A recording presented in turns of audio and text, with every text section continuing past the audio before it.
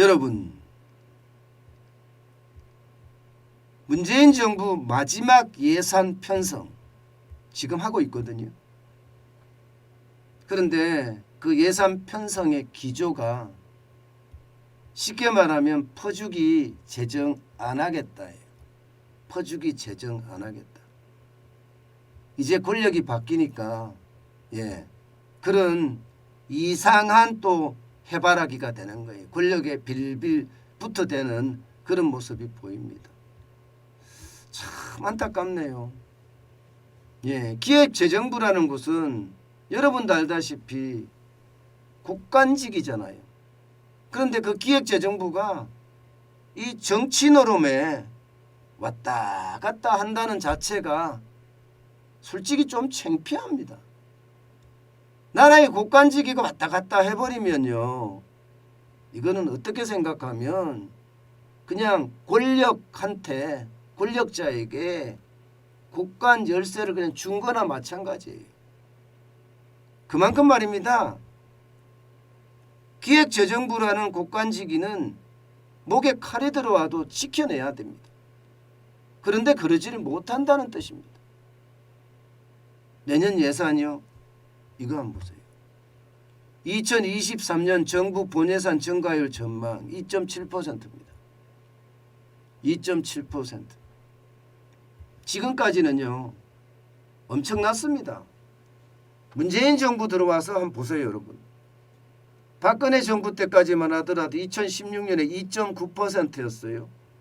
2017년에 3.1%, 뭐 이까지 조금 올랐다고 쳐요. 2018년에 7.1%고요. 2019년에 9.5%. 미쳤어요. 완전히 미친 거예요, 이거는요. 2020년에 9.1%, 2021년에 8.9%. 올해도 8.9%나 됩니다. 아니, 경제가 이렇게 좋아졌나요? 여러분, 문재인 정부 5년 동안 경제가 여러분들도 좋아졌어요? 그런데 엄청나게 지금 국가 예산은 늘렸습니다. 뭘로 늘렸을까요? 빚내서 늘렸어요. 빚내서. 세금 걷어서 늘린 게 아니고요. 빚을 내서 늘렸고요. 그래도 부족하니까 세금 폭탄까지 때렸던 겁니다. 2007년에 여러분 2017년에 보세요. 400조 5천억이던 국가 예산이 2022년에는요 607조 7천억 원이에요. 607조 7천억 원. 거의 50%가 넘게 늘어나죠. 저는 이런 게 바로 미친 짓이라고 생각해요. 이런 게요. 이런 게. 아니, 생산성 향상을 끌어내고 그러면서 경제 성장률을 쭉쭉 올린 다음에 필요에 따라서 예산을 거기에 걸맞게 점정시켜서 이게 분배를 한다든가 혹은 나라의 발전을 꾀하는 거 누가 뭐라 합니까? 그런데 나라 경제는 엉망인데 무려 10차례에 걸쳐서 돈을 150조나 마구마구 뿌려댔으니 이거야말로 대한민국의 큰 죄악이죠, 죄악. 저는 그런 생각을 해요. 코로나 때문에 돈 많이 썼다고 이야기하는데요. 코로나 때문만이 아니에요. 코로나 때문에만 돈 쓴 것이 아니라 재작년 총선 2020년 총선이죠. 그때 대국민 지원금 그게 코로나 때문에 쓴 겁니까? 작년 서울 부산시장 보궐선거 이것도 그건가요? 아니잖아요. 매표행위 아니에요. 매표행위. 올해 대선도 선거 때마다 세금 뿌려서 그야말로 난리도 아니었잖아요. 난리도 아니었어요. 그러면서 말입니다. 문재인 정부가 오죽 문제가 있었으면 국민들이 재정 중독증 걸렸다고 했어요. 재정 중독증. 중독증이라는 말을 여러분 되게 독한 말이잖아요. 게임 중독, 마약 중독, 도박 중독 이런 것들하고 같은 거니까요. 한 번 걸리면 헤어나지 못한다는 뜻이에요. 재정 중독이 그런 겁니다. 국가에서 돈 주니까 일 안 해도 된다 이거 아니겠습니까? 예. 재정을 푸는 게 능사다. 예. 이렇게 생각하는 지금 문재인 정부 때문에 지금 예산은 날로 규모가 커졌고요. 그 규모를 이제 윤석열 정부가 감당을 해야 될 판이에요. 예. 그래서 내년 예산을 여러분 624조 3천억 원 2.73% 늘어난 수치예요. 그렇다고 하더라도 여러분 문재인 정부 들어와서 한 400억 가량이 지금 200억 가량이 늘어났나요?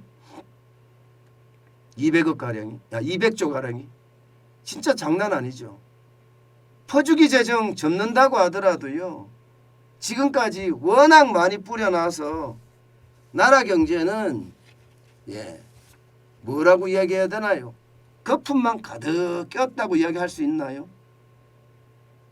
문재인 정부는 4년 5년 내내 적극적 재정 운용, 포용적 선도국가 전환, 디지털 뉴딜 뭔지가 모르겠습니다. 뭔지.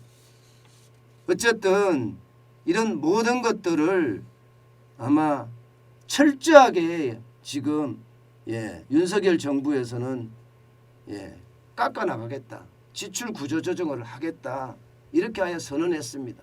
그래서 최소로 2.9% 2016년에 늘렸지만 내년에는 보시는 것처럼 2.7% 늘려서 624조 3천억 원의 규모를 지금 편성을 했습니다. 문제는 이렇다고 하더라도 국가 부채는 늘어난다는 사실이에요. 국가 부채는 여러분 보시는 것처럼 말입니다. 2022년 올해입니다. 1075조 7천억 원. GDP 대비해서 50.1%예요. 50.1%. 그런데 더 중요한 것은요. 앞으로 3년이 지나잖아요. 3년이 지나면 이 GDP 대비 부채 비율이 58%까지 늘어납니다. 58%까지. 연간 100조씩 적자가 계속 나고 있으니까 3년 후에는요. 그 적자 규모가 굉장히 커진다는 거예요. 2025년에는 1415조 9천억까지 그래서 58.5%까지 늘어난다. 이렇게 이야기합니다. 그러니까 이게 앞으로 줄이고 싶어도요. 이게 법적으로 모든 것을 묶어놨고 문재인 정부의 돈 뿌리기가 워낙 광범위하게 벌어져서 그거 추스리기도 만만치 않다. 이렇게 이야기할 정도입니다. 자, 이 정도 되니까 말입니다.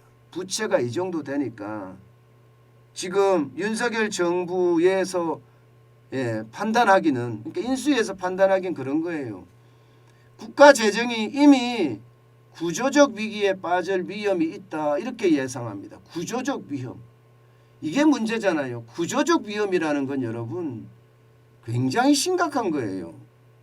예산이 적다 이러면 가혹하지 않으면 더 거둔다 이러면 되는데 구조적 위험이라는 것은요. 지금도 세금이 가혹한데 정부가 쓸 돈은 그만큼 적고 어떤 방법이 없다는 뜻이에요.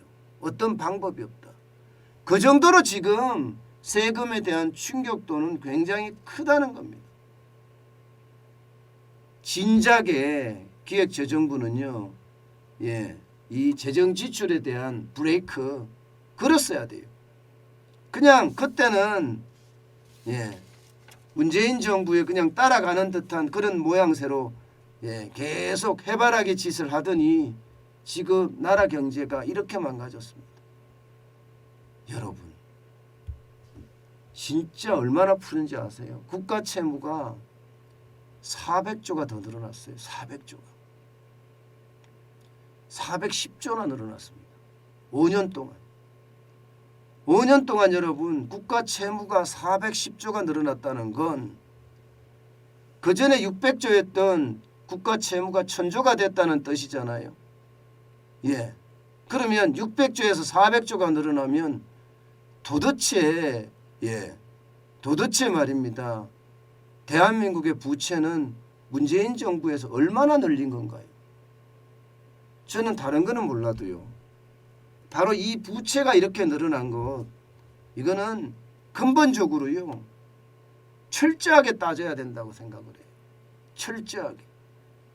예산 집행이 제대로 됐는지, 그리고 적재적소에 됐는지, 이거 철저하게 따져야 된다고 생각해요.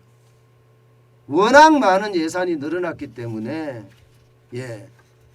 그래서 국가 재정도 쉽게 말하면 박살났잖아요. 이거 제대로 안 따지고 넘어가면요, 아마 부실이 계속되는 건 아닌가, 저는 그런 생각 많이 해봅니다. 이거 근본부터 말입니다. 사거리라고 해야 되나요? 따져보고 또 따져봐야 됩니다. 그게 새롭게 틀을 짜서 도약하려는 어떤 새로운 정부의 핵심이 아닐까 싶어요. 그래야지만이 나라 경제가, 이게 낭비 없이란 말은 솔직히 국가 경제에서 낭비 없이란 말은 잘 소용이 안 되지만, 뭐라고 해야 되나, 도둑질 당하는 거, 도둑질 당하는 거 없이 제대로 돈이 써지는 것 아닐까, 그렇게 저는 생각해 봅니다.